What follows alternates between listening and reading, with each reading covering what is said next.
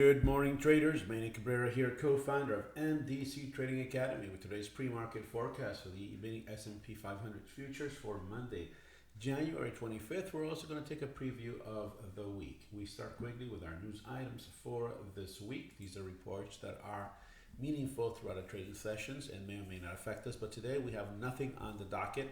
We begin on Tuesday at 10 a.m. with consumer confidence, very important number. This week is FOMC week with the 2 o'clock appointment on the statement and a new Fed fund rate if there's a change. And after that, we have a press conference, which is going to be very interesting. It's going to be our very first one under the new administration.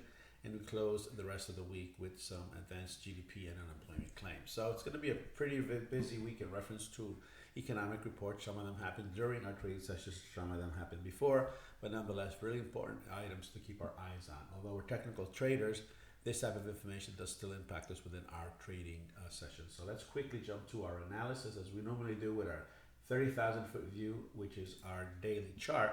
And we have some consolidation near and up to the all-time highs, 38, 59, 35.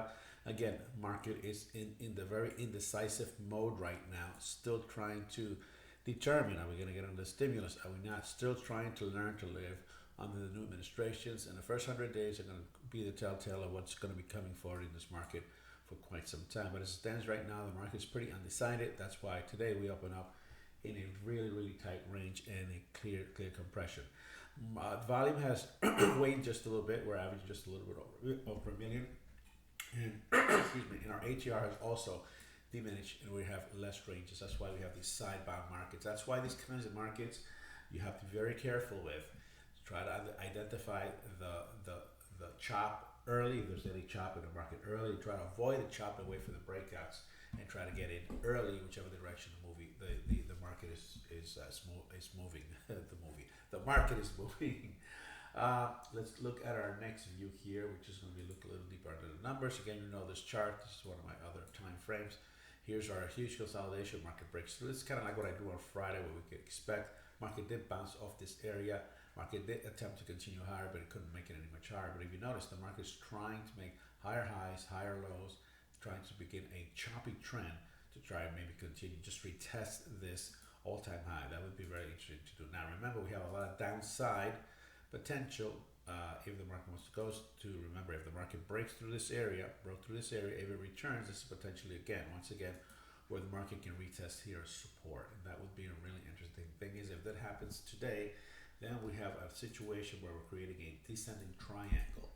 So you have the buyers trying to push the market up, sellers setting up this resistance front here. And if this plays through, then we can expect a little bit more down movement. So this is what we're looking at today. Now, in reference to trading this market this morning, because in spite of the fact that we're looking at various time frames, you do have an immediate time frame which you need to look at. This is Friday's intraday high and intraday low. The market pretty much was moving to the upside ultimately, and eventually the market kind of held support, went a little higher, and here we find ourselves in a compression triangle. This is what I was talking about to you. This lower time frame here is where the market pretty much is going to be deciding itself today. It's either going to be going up through here, breaking through here, and by the way, we can pretty much draw one of these here too as a support. So it is descending triangle. So the test of this market are going to be here. Here are going to be the test of the market. Anywhere along here, if the market can push through, we can expect it to move higher. Any push below here, we can expect the market to move lower and potentially to the intraday low of Friday. So that's what we're looking for right now. I'm just looking for a clean breakout of either one of these areas before I pull the trigger. Take care and have a great session.